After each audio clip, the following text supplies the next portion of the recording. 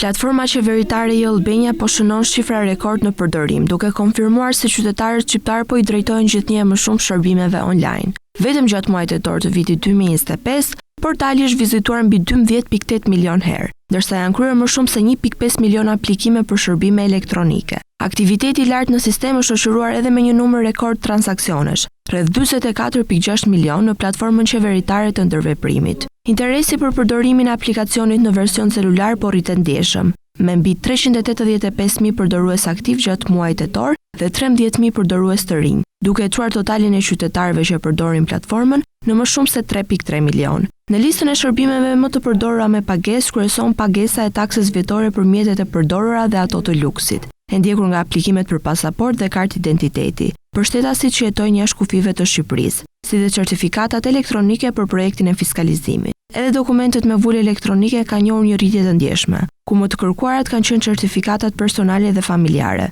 vërtetimet e pagës dhe kontributet për sigurimet shoqërore, ndërsa kontrolli mjekësor bazë mbeten ndër shërbimet më të aksesuara në fushën e shëndetësisë. Në total, numri i qytetarëve të regjistruar në Albania ka kaluar 3.4 milion, duke e kthyer platformën në një nga sukseset më të dukshme të transformimit digjital të administratës publike. Me ritmin e rritjes që po shfaq, Albania po shndrohet çdo ditë më shumë në një zyrë shtetërore virtuale në dorën e çdo qytetari.